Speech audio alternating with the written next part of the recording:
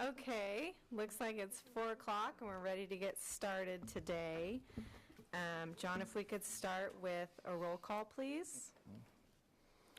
In terms of attendance today, we have 7 members, our full board attending today. Well, that's a first in a while, so that's exciting. Doesn't look like we have any prior meeting minutes that need to be approved, so we'll just go right ahead and move on to new business, item 3.1. Thank you, Madam Chair. Board members, what we're looking at today is review an application submitted by the City of Salina, who is the applicant in this case, requesting the approval of a certificate of compatibility to allow the demolition of the former Bank of America drive-in banking structure and the associated parking lot to allow construction of a new off-street parking lot to serve the Salina Fieldhouse, the KU School of Medicine, and also nearby businesses. The original drive-in bank facility has been in this location since roughly 1958. There are later developments. The Planter State Bank did move their building to the north of 138 North Santa Fe in 1968, and that building was occupied by the Planter State Bank, Bank 4, and lastly the Bank of America from 1997 on until its closure in 2012. The Salina Regional Health Center is assisted in purchasing the former Bank of America building at 138 North Santa Fe for the home of the KU School of Medicine. They had a capital campaign that raised money to renovate, furnish, and equip the building for a medical campus and to create an endowment for future maintenance. That building was dedicated in June of 2018. The former bank building facility on 127 North 5th Street is the location of the bank drive-in, and that is this area in here. What you do see on the pattern is there are parking areas, a driving island here, 2 entrances on the north part of the structure, and then 1 entrance exit on the south part of the lot. This is the School of Medicine building here with the related parking roughly in this location. The 37-foot by 67-foot drive-in bank was constructed there in I believe 1997, and that occupies a 120-foot deep and 225-foot lot along South 5th Street. The lot is bordered by the Sunflower Bank facility to the north, by a 10-foot alleyway and the KU School of Medicine on the west, and a public parking lot on the south. This is a public parking lot here. That parking lot terminates in this location. This is a public parking lot with 2 entrances and exits that is south of our subject property, and there is a tree planter that follows along here and then ends at the Phillips Plaza here between the buildings in this location.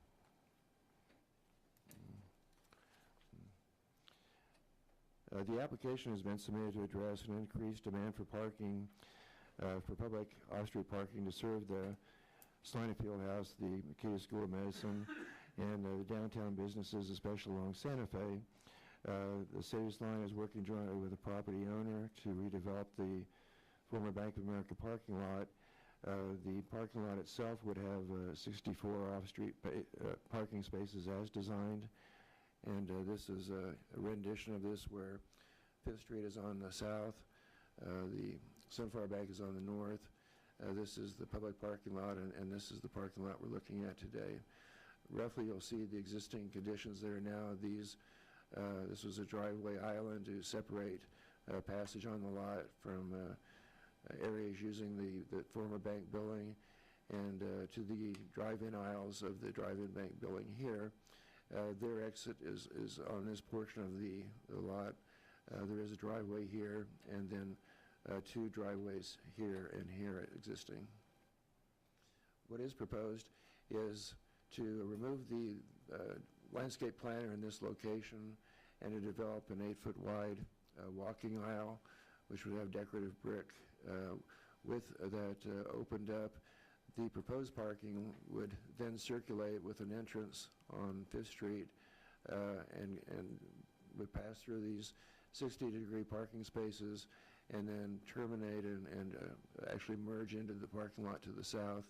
The exit from the travel parking would be the 2 exits on South 5th Street for the city parking lot. So what you're looking at is a driveway pattern with 64 spaces.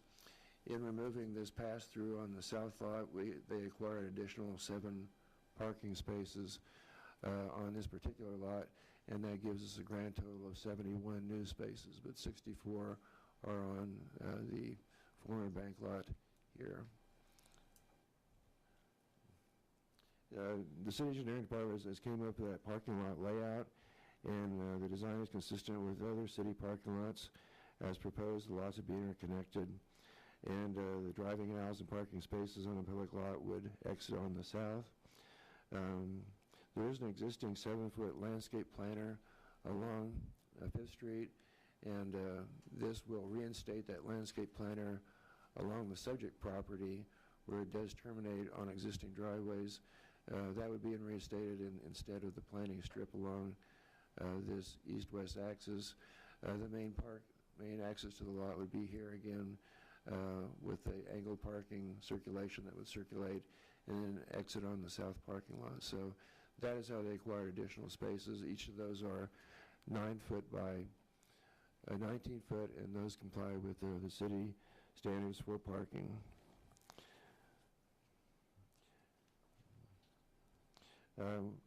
Dustin will be pulling up some slides too, just the physical conditions that you'll see there.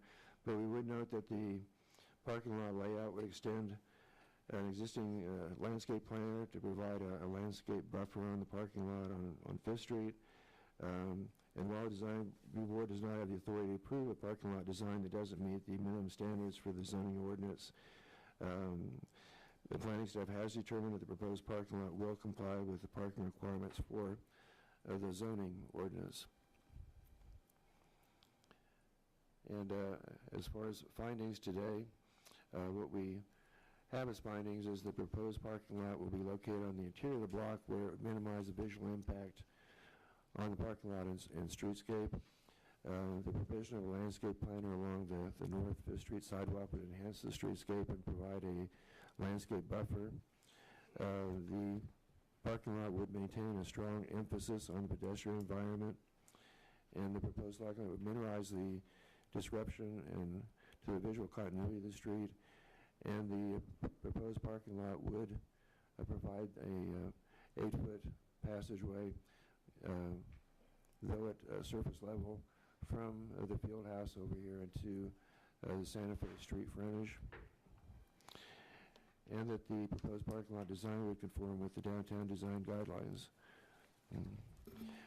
We do want to make one notation in the application. Although the city of Salina is the applicant, the property owner who signed the application to begin this was Blue Beacon International, and they have subsequently transferred ownership over to the Salina Regional Health Foundation. So that is one change in the application. It doesn't require any modification of the application other than you're looking at the original proposal, but we do have our city engineering department here for any fine-tuned questions that you have, as well as Mr. Walker, who's with Blue Beacon, who helped originate the original application. So in this case, you do have the 4 options to approve this as proposed. Looking at staff's findings and adopting those, you could approve it subject to conditions. If you require additional information, you could postpone the application. And on number 4, if you do deny the application, there is an appeal process.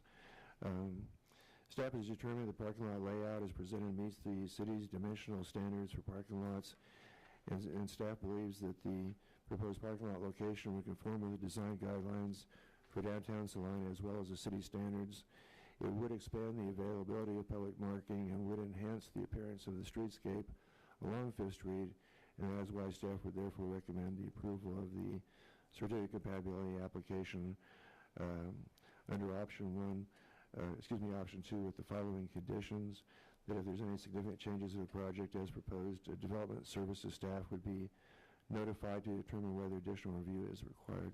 So at this point, staff would be glad to address any questions the board may have.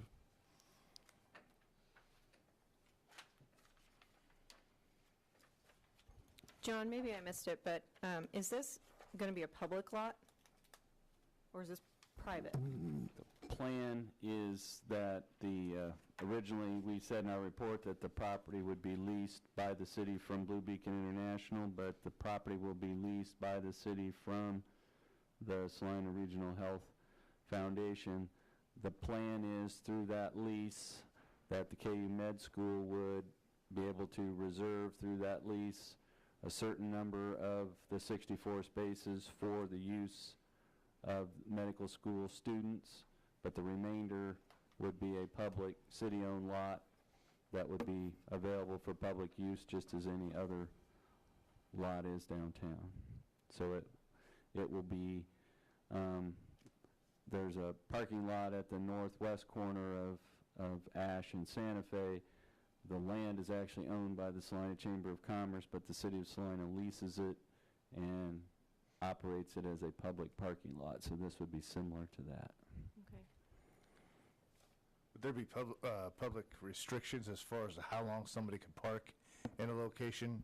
And would they be subject to fines from the traffic division of the police department?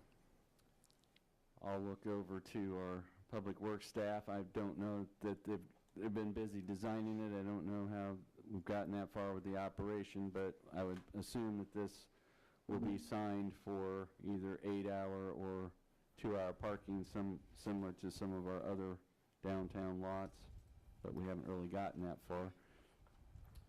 My guess is that it would be signed 8-hour parking.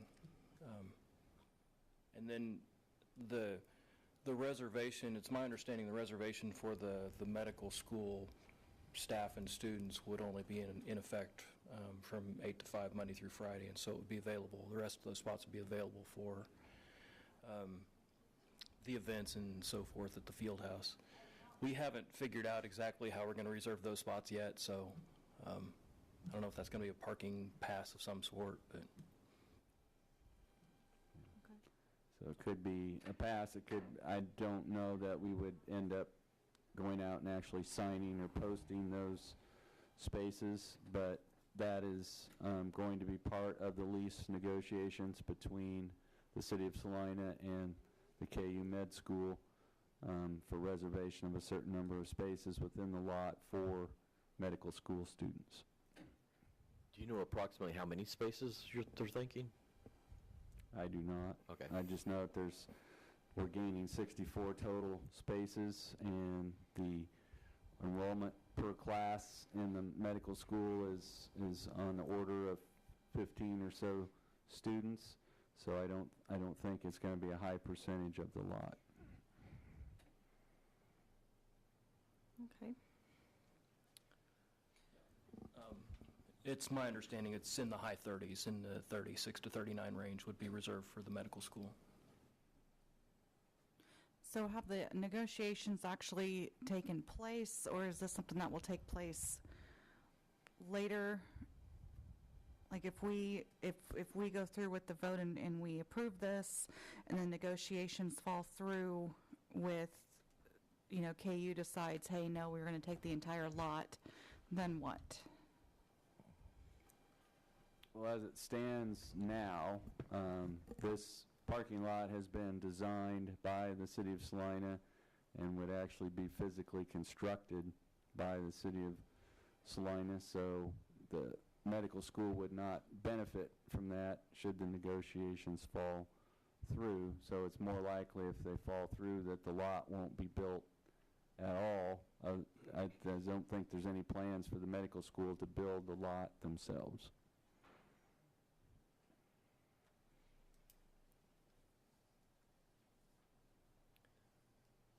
Does anybody have any additional questions for staff? Probably more for the applicant than staff, or in this Okay. case, is it the same?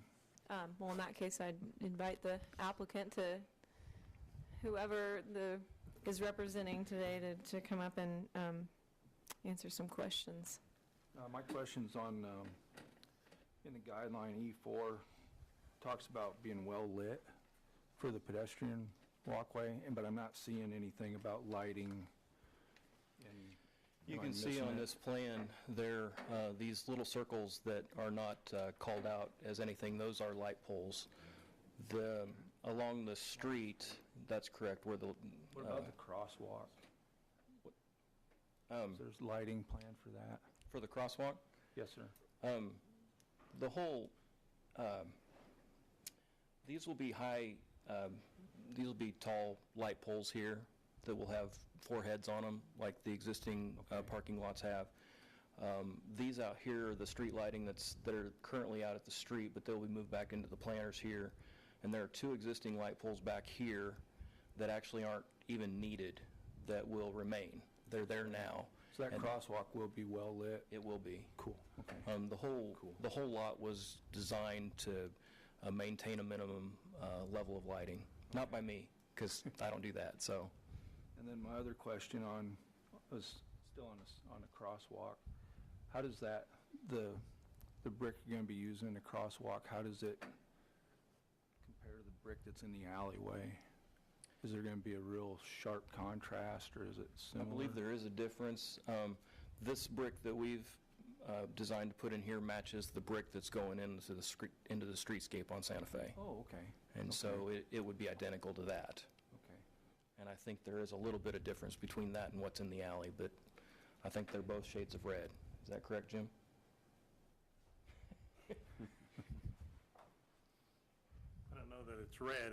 It's a darker and a lighter, it's a darker brown and a lighter tan. The bricks on the Streetscape project, one block will be dark brick with the light colored pattern, and then the interior blocks are a dark brick or a light brick with dark pattern. So they're alternating, and what we've got shown here is the tan brick with the dark pattern. So it would match what's going to be on Santa Fe in this block. One thing we failed to mention is that there is some urgency in the construction of this. We're trying to get it constructed by the end of the year so that we can use this lot during the construction of the Streetscape project for overflow parking when we impact that parking on Santa Fe. So not red at all. Not red at all. It's the same brick coming from the streetscape, so when someone comes from Santa Fe through the plaza into that parking lot, then all tie together and won't be an abrupt moment. Okay. Answers my questions. Well, and I know you guys haven't, worked out any negotiations with KU Med yet in terms of stall numbers and things like that, but I would just hope that they'd be well marked so that we don't have a group of people that comes in for some event and then they all have tickets because they parked in the wrong stalls or whatever, since it's supposed to be a mostly public lot. I don't know how you address that. I know it's difficult to start putting a single sign on every single stall. That gets pricey. But that would be probably my biggest concern, is how do you distinguish the public from the private stalls in that lot?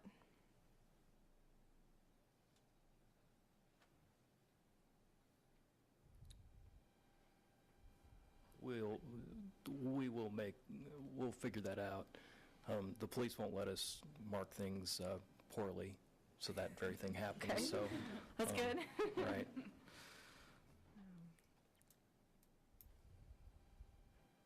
Does anybody have any additional questions for either staff or Kent? Okay. Oh, yes, sure thing. I was just checking my email to see if I could find it, but when we were discussing this with the School of Medicine, it was 30 spaces was the number that they would like, and the times were what I understood as what he said, 8 to 5. So I think obviously that'll be part of the negotiations, but that was at least part of the initial discussion when this all took place. So I thought I'd just clarify that. Thank you. Needless to say, because I've had that conversation on another subject this week, the police department will not tow or ticket unless something is clearly signed. And so whatever we come up with, we'll come up with a method that the police department will put people on notice as to where the proper spaces are.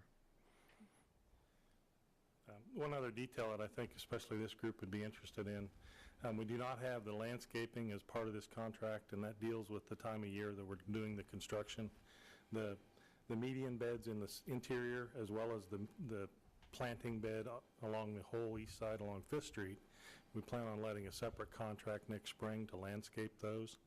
And then I've also been working with Brad Anderson in the Arts and Humanities on the center piece right next to the crosswalk that we designed it so that it can accept a piece of public sculpture that's been donated to the city and will have some artistic value to it. Okay.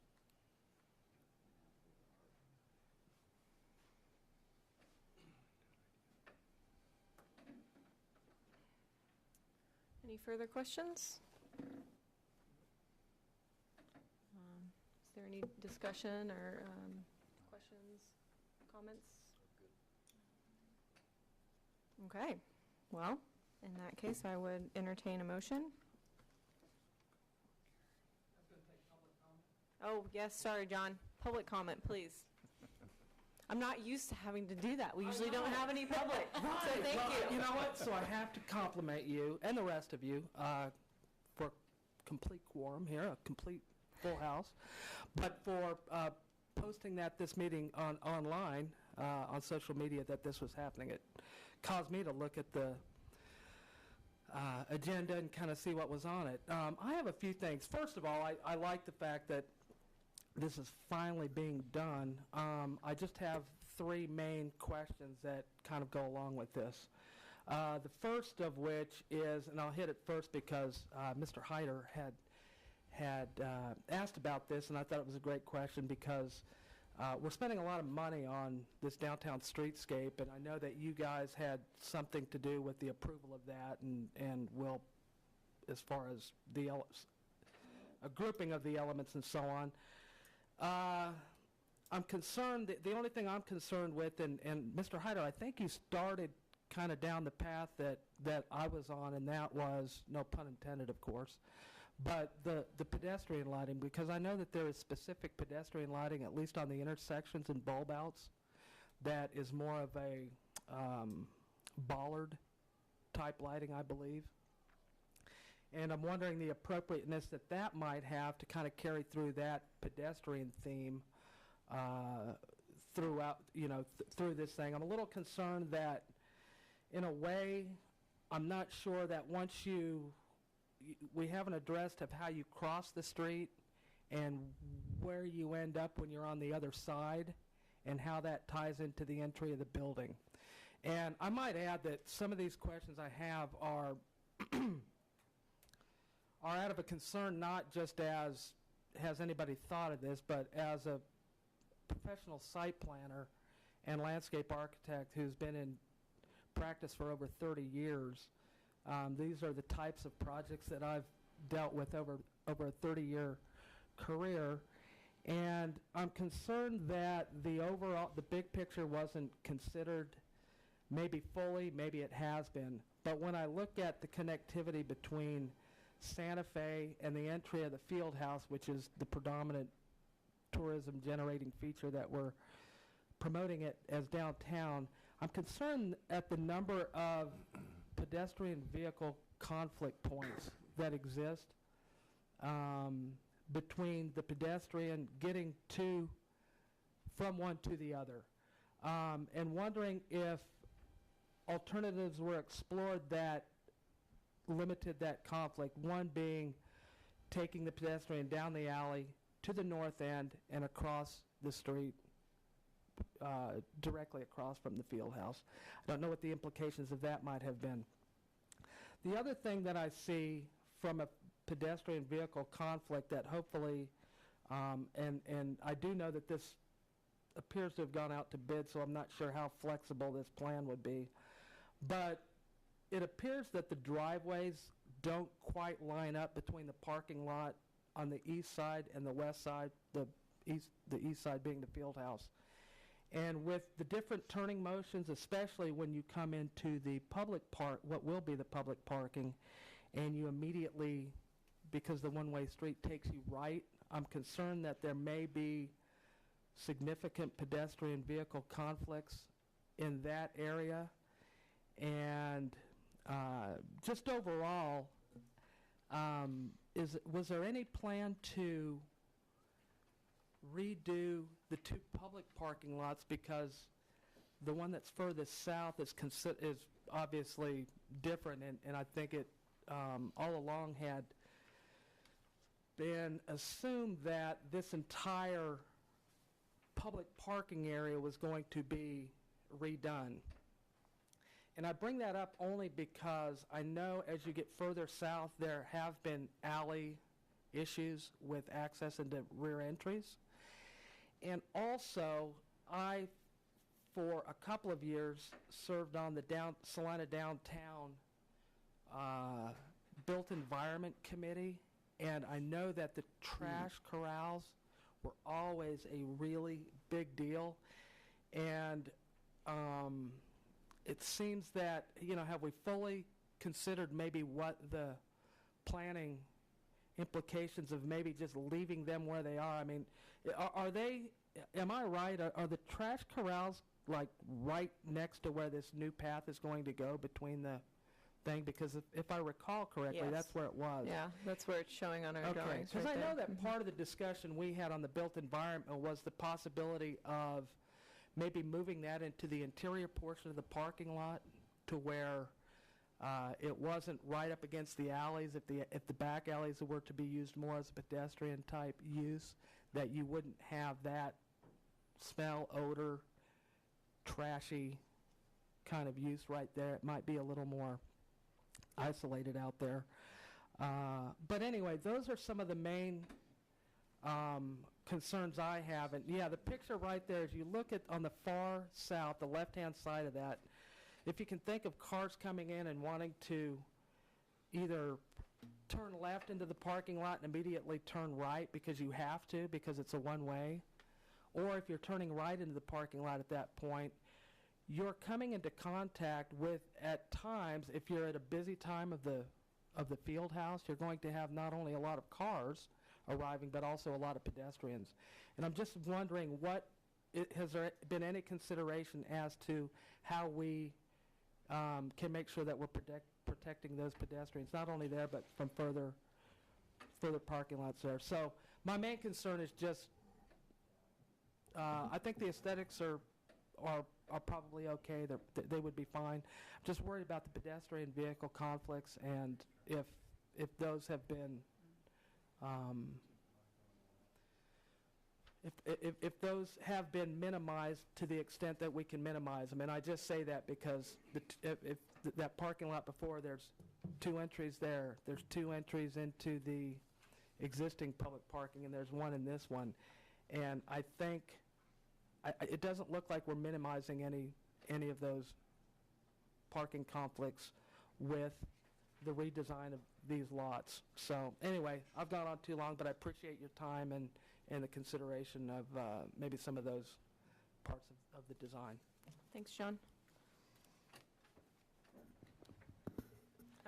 John does bring up some good points. I guess a question I would have looking at that entry he's talking about, the existing one now, where you come in and you immediately take a right. I mean, is there really a need for that entry at all? I mean, we've got the one that you can go in and out on the very north, and then the one on the very south.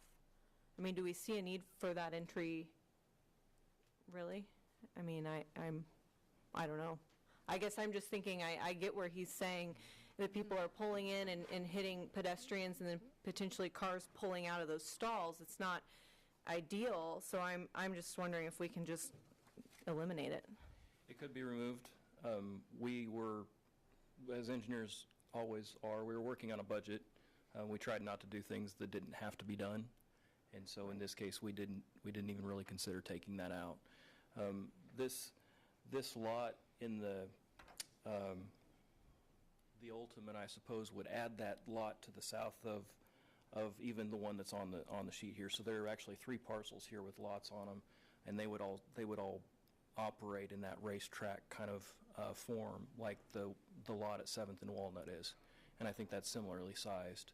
So that could certainly be done, but like I said, we were trying to get as much parking as we could and with as little cost as we could, and so we really didn't even consider taking out that entrance. It's a good point. Okay. Do you know what the timeline is for doing the other parking lots, the 2 parcels with that? I don't know. I know one time there's discussed anyways. As far as the lot to the south, that pavement, the one lower than that one, John, Yeah. That pavement is in poor condition, and that lot would have to be replaced also. And there's also some things in there, I think, at the back of that lot that are expensive to address. And so that's why we're not doing it at this time, and I don't know when we would in the future. So I suppose whenever money became available for it. And I guess, where's KU Med's trash stall? I believe it's right behind their facility, and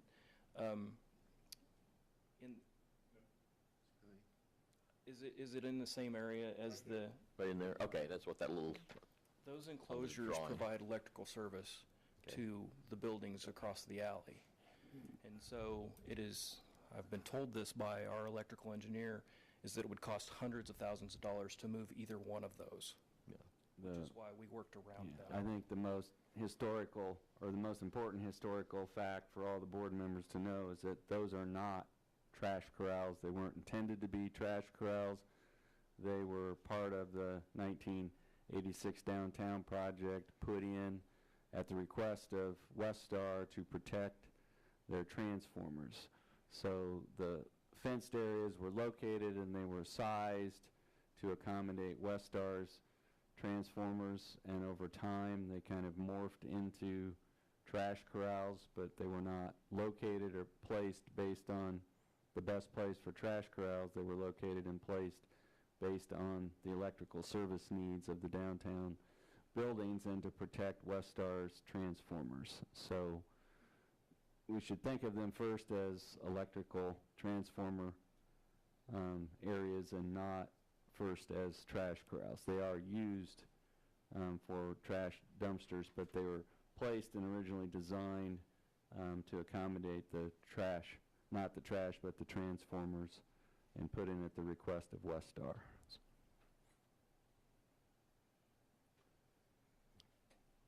Thank you. Okay. Well, I can definitely appreciate, the budget concerns and items like that.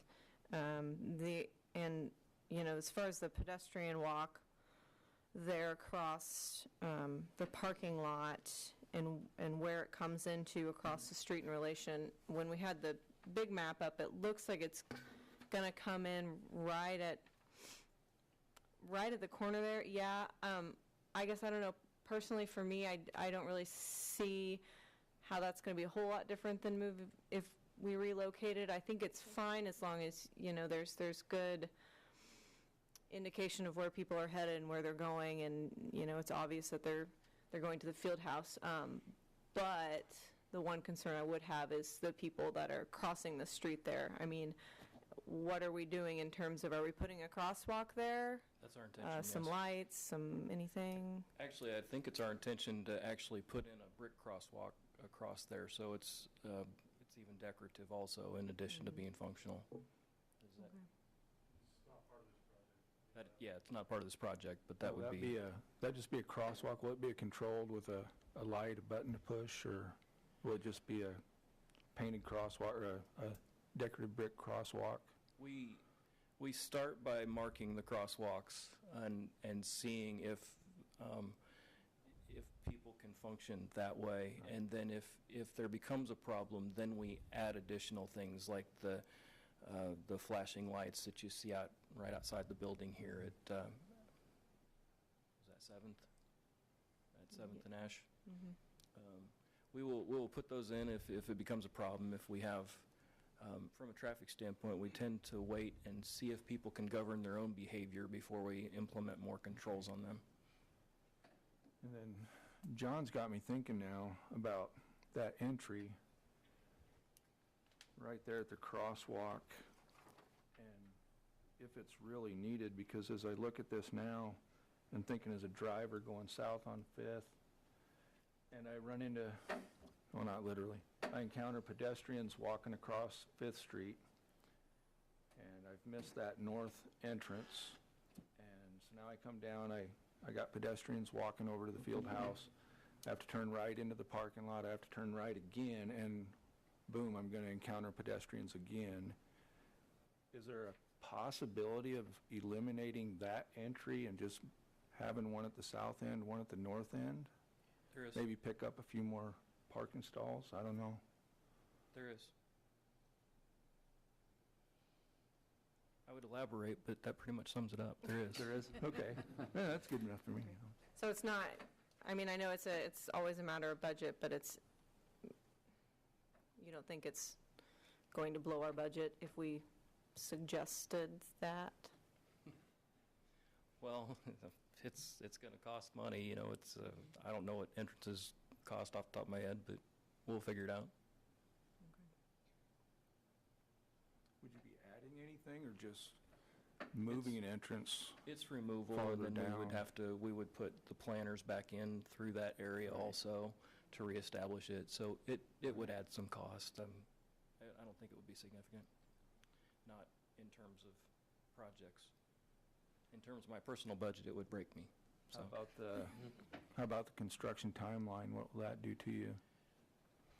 it'll add a little bit to it, but probably wouldn't be significant. Not significant? And that doesn't have to necessarily be a part of this project. We could do this as a separate project even next year if we needed to, Okay. if that's what you require.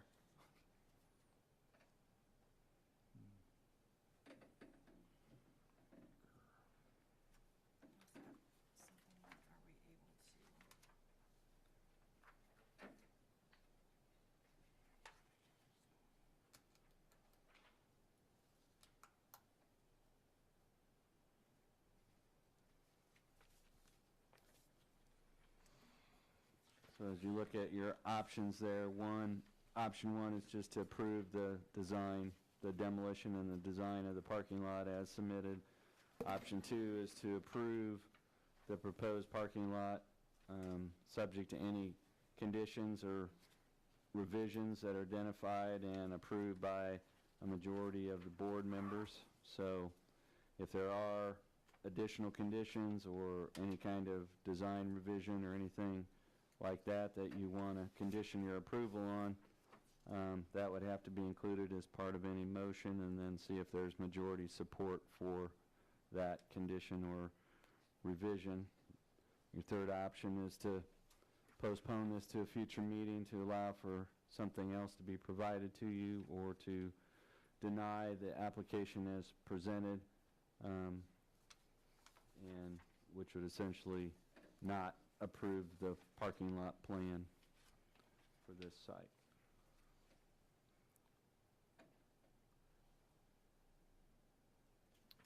Okay, is there any discussion regarding some conditions or things that we might like to request? I think it would be important to close off that section and require the spots to be utilized for additional parking. Despite the fact that it is an increase in budget, I do understand the concern that John had with bringing up the civilian crossing, as well as turning right. In a busy day, you're likely to have some conflict there. So I think it would be my motion to approve the proposed parking lot with that change, in addition to any staff suggested findings subject to any conditions identified and approved by majority of design review board members. Is that your Okay. motion? Yeah, That is my motion, yes. is that your motion? Okay. I will second that motion. Okay, so we have a motion to approve the proposed parking lot as presented today, with the exception that that middle drive-in there be closed off from the street, allowing us to add more parking and avoiding some pedestrian conflict, as well as if there's any other changes that occur to the design, that it be brought back before the board for approval. All those in favor? Aye. Aye. Opposed? Okay, so passes 7-0. Okay, so let's move on to item 3.2.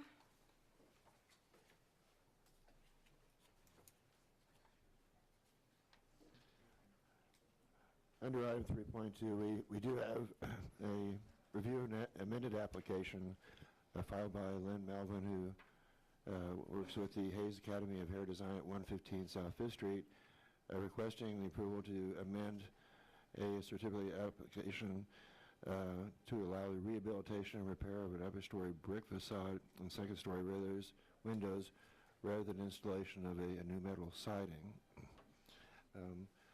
If you recall back in February 22nd of 2018, Mr. Melvin appeared before us and was looking at changing this portion of the building that he occupies, and that is the southern 3 bays of the building here, roughly 75 feet, and to take off the existing metal siding that had been damaged by hail, as well as the existing awning, and to change that out to a new siding material.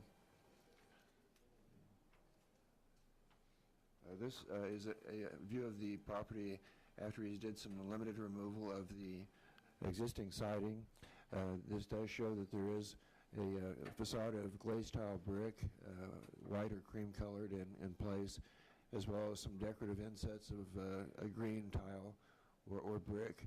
And this appears to be intact, and the owner was quite surprised at that and expressed an opinion that he would like to retain those features if possible, and keep that upper story masonry facade as it is now, clean it up, seal it, and infill any anchoring holes, cracks, or tuck pointing any joints in the building, as well as power washing that and returning it back to its original appearance.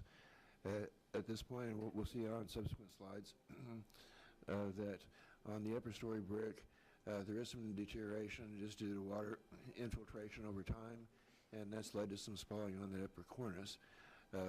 This proposed application would not propose to repair that other than to tuck point and stabilize the existing masonry as it is, to make that watertight by tuck pointing and sealing cracks, and to retain the remainder of the upper story facade. There would probably be a metal coping and flashing up on the top of that, but the desire of the applicant is to retain these features, as well as retain and reuse the second story windows, which were also found to be intact and older double hung windows. This slide shows the anchoring brackets that were used on the facade of the building. They haven't been removed at this time. That would be done shortly before doing work to seal those openings and those areas where anchor bolts were in place with a grout, a suitable type of concrete or other mastic, and to clean the remainder of the facade. And this would take both of the surface grime as well as the discoloration of the mortar joints into account, so that it would be returned as much as possible to its original appearance. As well as, this goes back to our February 22nd meeting. The change would be to do that instead of to replace the existing top metal siding with another type of metal siding. The reason this is done is because of the hail damage on the previous siding and awning, and the applicant has been working with his insurance company as well as several masonry contractors, and he's found it preferable, rather than to put the siding back on, to go ahead and leave that upper story brick in place. So that is the change from the original application. Under the application, the awning would be removed and replaced as originally proposed to a charcoal or black awning. This would have a valance signage or another type of signage, and this hasn't been decided by the applicant. And that awning would cross the 3 bays of the building and tie in with the north building itself, which this time has a black fabric awning. The north building is under separate ownership, and the eventual use or reuse of that building hasn't been determined yet. So the applicant is wanting to progress and do his work with the idea that somehow he can coordinate any work on the north property with a potential owner. There's no assurance of this, but that's something that is his desire, as well as keeping the appearance uniform across the building if possible. At this point, we don't know what is behind that northern metal facade. That would be just in the cards later when that's found out. So what this application does propose is the proposed work on the south 3 bays of the building as described. The applicant is also proposing to investigate underneath the south facade, which has metal siding, to see what type of masonry is behind that, whether it's intact or whether it's been parged over or bricked up. And as well as to, if we can go back to the full building, Dustin, and that would be in this area here. It's uncertain yet what state of that masonry would be in behind this siding, but there will be an investigation of pulling off some of the panels to verify this. And there is some metal siding on this last bay of the building. The proposal is also to pull some of that away to investigate whether the masonry brick, similar to the rest of the ground storefront, is behind there. In that case, it would be retained and repainted as is the rest of the ground storefront. So this is the proposal at this point, and we would point out that under our findings that the proposed replacement of building components with elements having the same design, material, profile, or appearance that would maintain the alignment of the horizontal elements on the block would still be satisfied under this particular proposal. The upper story brick masonry facade would be uncovered, which would be more in compliance with the design guidelines than simply the recovering of original materials with a new metal siding. And the proposed design materials and appearance of the existing ground floor storefronts will be maintained, and that the new awning will complement the scale of the building, reinforce the frame of the storefront, and obscure as little of the building and storefront as possible. So in this case, the object would be to replace the awning with a metal aluminum product that would be similar in profile to the existing awning. So at this point, staff would be glad to answer any questions we have on the staff report, and the applicant is also here today. I do have one question for you. My wife is employed by Hayes Academy of Fair Design. I myself am not in any way affiliated personally with the organization other than being friends with the owners. Do I need to recluse myself from this vote? I wouldn't think you would have any monetary gain with the application as proposed.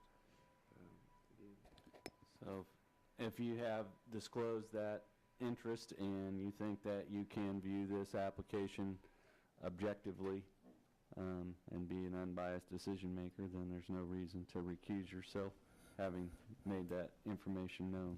Very well.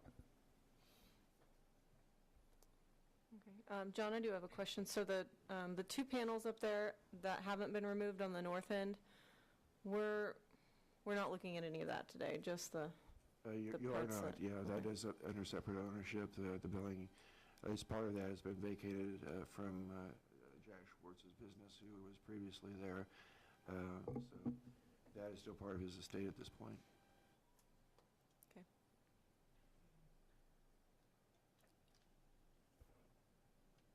So the south side that you're talking about, looking under and seeing what will happen when what's there, say it's not, if you're going to decide to leave the metal up, that's gold, right, to match the rest of the Yeah, it's that light tan.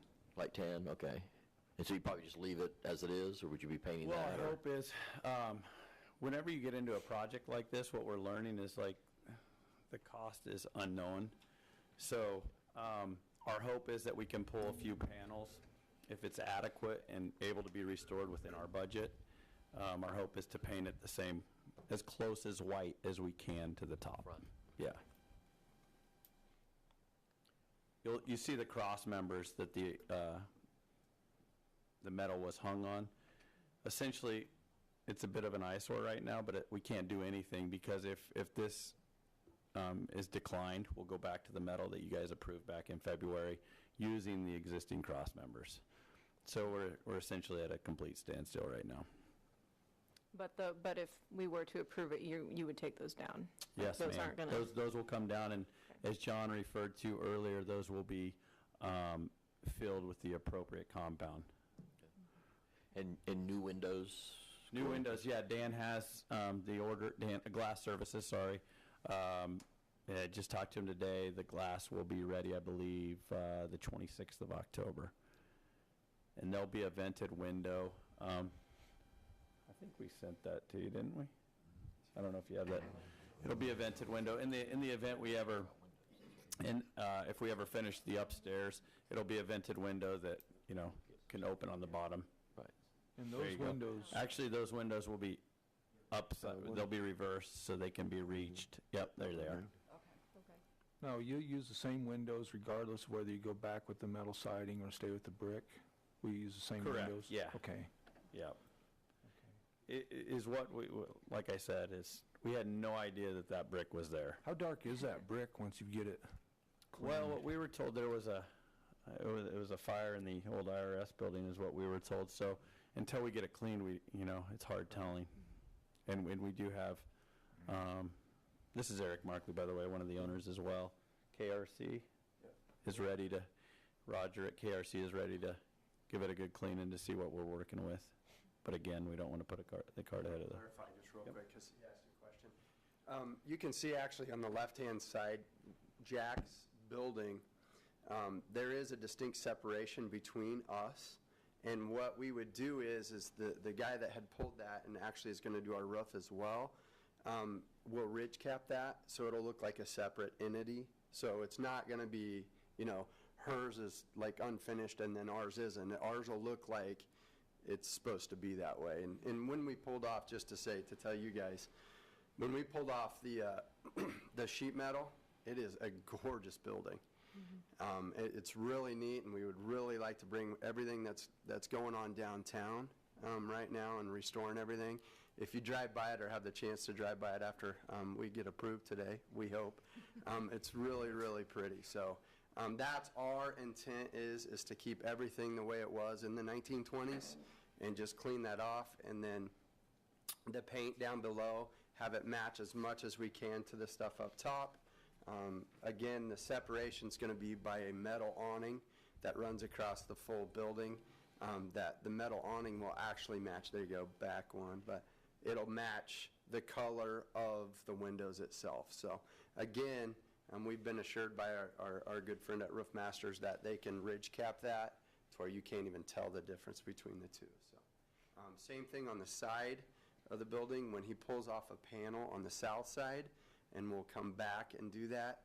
If, in fact, we do need to keep that sheet metal on, that front piece will actually just be a rich cap on the back side, so it's seamless, essentially, is what we're looking for. So, Are you going to pull the siding off the south side because of hail damage anyway?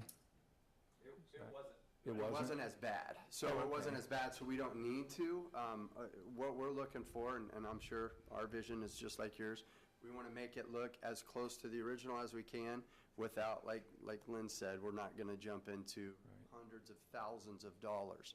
So if we pull one off and it's going to be, we're going to have to redo masonry and everything like that, we're going to make it look as seamless as we can under budget, unfortunately, or fortunately, I guess. Obviously, the metal in front has us excited about what's wrapped around. I am too. The initial plan, yeah, the initial plan was metal over the front, so, long-term goal was to eventually paint the south side to match. But now that we see what we see, we're pretty excited and optimistic that there might be an opportunity to expose some more beauty. So future plans, we're trying to get the front taken care of to where it's aesthetically pleasing. Future plans are to pull a panel off the side when they're up there doing that. If we can power wash that and then paint it to match the bottom and the front, that's what's going to happen in the future. Today, I believe, is just for the front. Right. So aesthetically, we can get it going. The biggest thing for us, and he said earlier, timeline's huge for us because we want to make it look good, A. B, we need to get that front awning on because as of right now, it's about 8 inches back. And so when it rains, I don't know if you guys know this or not, but it's been raining a lot. And when it rains, it runs down the front and then straight into the front windows. So as soon as we can, we're going to get the metal awning on there and get it finished and tucked and then paint the top and the bottom. And the windows are going to come. Dan gets them in here pretty soon. And that's a big reason for the metal awning, as he mentioned. You can see the break point there. Obviously, the metal that we took off came down at a slight angle for drainage, but now there's an obvious drain edge, if you will. So the metal awning will eliminate that. Obviously, fabric won't do that.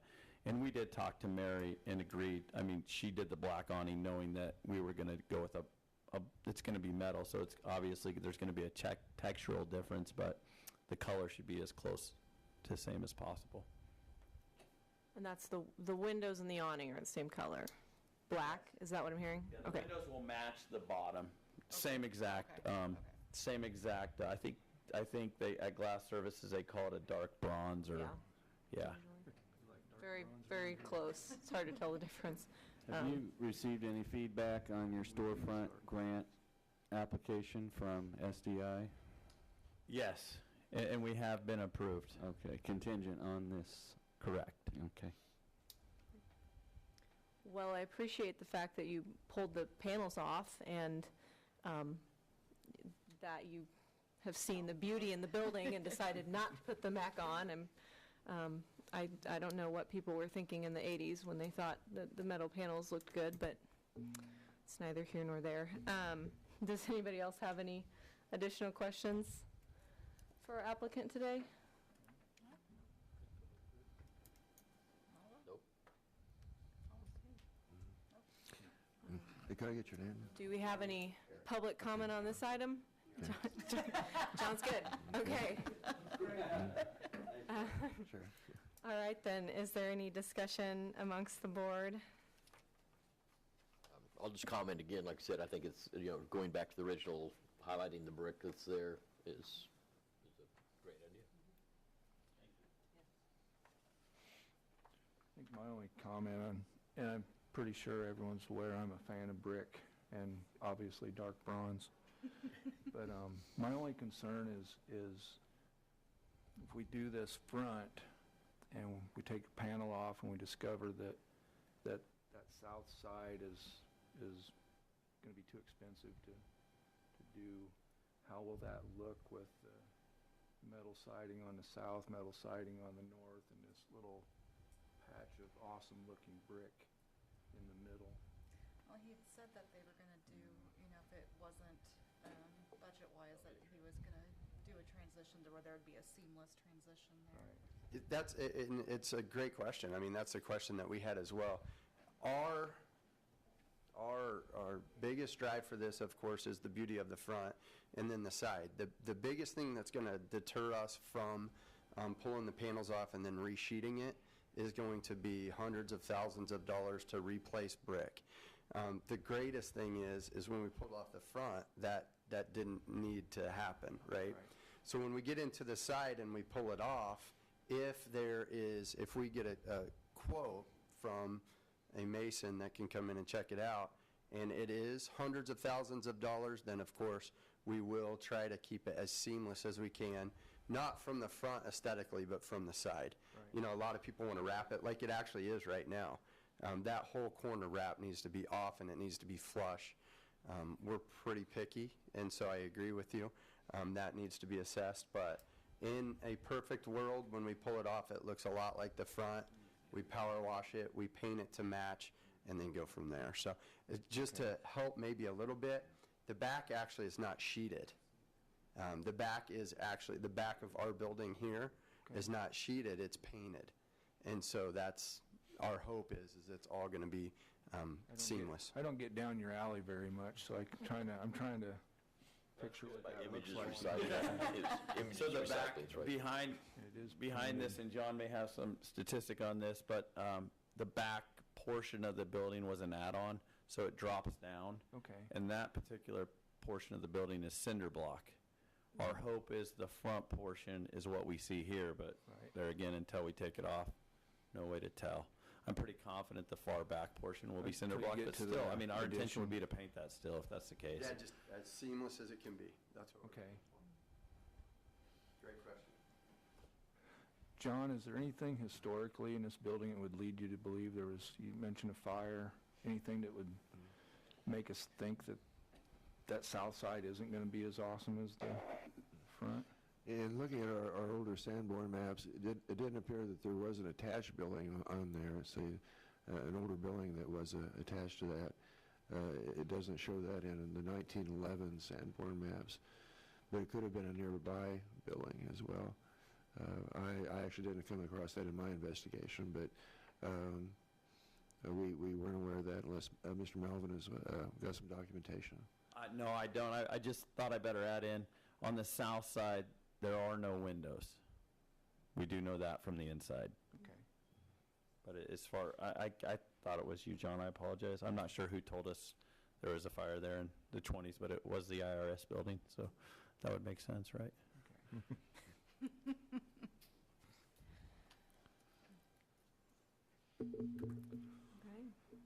Do we have any additional questions or concerns? Not anymore. All right, then. If somebody would start us off by making a motion, that would be great. I'll make a motion to approve option 2, approve the proposed exterior renovation subject to conditions agreed upon by the majority of the members. Second. Okay, so we have a motion to approve the application as presented today, and there were no conditions with that, correct? No conditions. Okay, so no conditions. All those in favor? Aye. Opposed? Okay, so that will pass 7-0. And thank you for uncovering it and showing us how beautiful it really is. Okay, thanks, guys. All right. It does not appear like we have any additional public hearing items.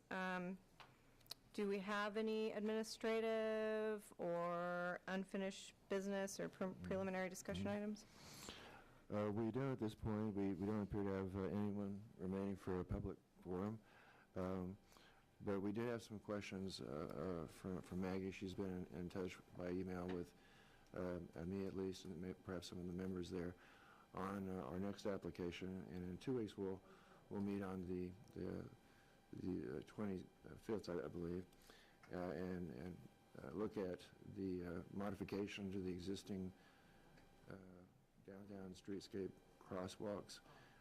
That is a punched metal facade on those, and you may have seen that when engineering presented that particular portion to us during 2018.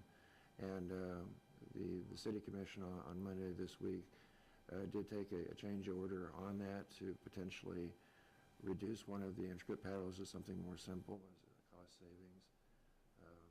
And we're aware that some members of the public might try contacting the design board members regarding this, but you should direct those to us as planning staff, and as well as any comments you receive, so we can distribute those to you prior to that meeting in 2 weeks. Okay. And you would also want to refrain from talking with one another about that proposed project ahead of time, so that would be ex-party contact. But that's the sole direction that we're giving you. And as Maggie mentioned to me, that might be a hinge point. We might see a lot of comments or feelings come in from people in that time. What we'll try and do is gather those comments to you and distribute you all at one time with our next agenda. Okay. Yeah, and I guess I need to apologize for kind of sending out a bunch of emails there and questions. I definitely wanted to address it and kind of get all the board members on one page, because I don't think in my 4 years I've seen really any public forum, and I think with this we might, so I'm just not as familiar with how we should handle the emails and the texts that come in. So yeah, I guess then anything that you would get individually, you would want to forward to staff. That way we compile them and all 7 members get to see the same things, and it's when we put it on your agenda for your next meeting, it will be under subhead 3, public hearing items. So it will be something that, we'll do our best to publicize the fact that the meeting's being held, and that people who want to speak to the matter, you as a board would conduct a public hearing, and it would be open for any public comment that people wanted to make at that time. That's the best time for that to occur, and not through phone calls or emails or things like that, but to have it all presented here so you all hear it at once. Okay.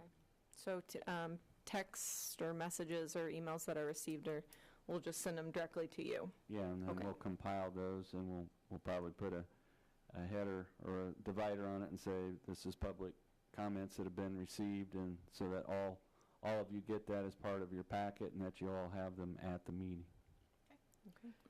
I'm sure probably part of the packet, but if we could be sure to make sure to have a real clearly photo or picture, not photo, description of what we previously planned, originally planned, versus what is proposed, showing the detail portion of that enough, because they're talking about making it simpler and reducing that. So again, sometimes I'm not saying here, but the general plans are not real clear.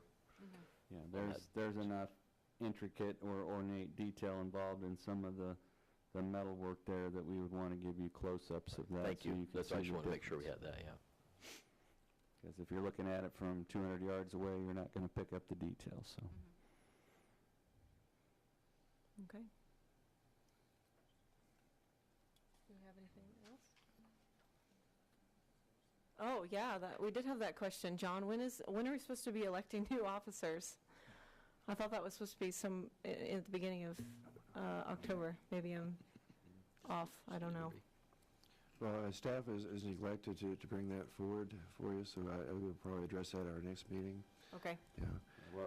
What we should have done or meant to do, and obviously just flat overlooked it, was that when we had the study session and kind of the new orientation, we should have gone from that right to your annual business meeting at that meeting, and that should have occurred then.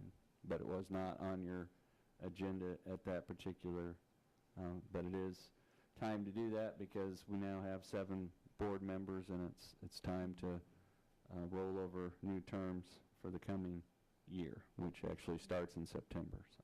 Yeah. Not that I don't enjoy being your chairwoman. I just figured it's time to pass the torch.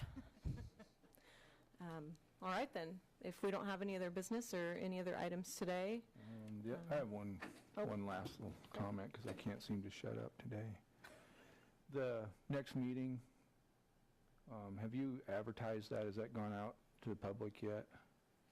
No, we've just internally and wanted you to inform you that it's going to be on your agenda. We will have to discuss how that gets. We have normal channels that we disseminate your agenda and those things. When that comes out, is that going to be, when it's publicized, will it be kind of like when we did the field house, that this board is the design and not the funding, so that we don't get that crowd like we had at the field house wanting to know who was paying for it? We will try to make it clear that you are reviewing it for the design changes, not for you're not involved in any budgetary decisions or implications for that. Your sole function is to look at design. And because that really thinned the crowd when you announced that at the field house meeting, when they realized it wasn't about the the funding. Yes, I think that 90% of them left. funding decision lies with the city commission. They're Right. seeking your input on the design. Right. All right, Now good I'm done. question. Now I'm done. Okay, Just turn that off and get my calendar. so if we don't have any additional items to discuss, would anybody like to move that we adjourn? Motion to adjourn. Second. All right, we have a motion and a second to adjourn. All those in favor? Aye. That was Opposed? actually your alarm. Cut it off. All right. Thanks, everybody, for coming. Thank you, John. Hey, I want to thank you guys for letting us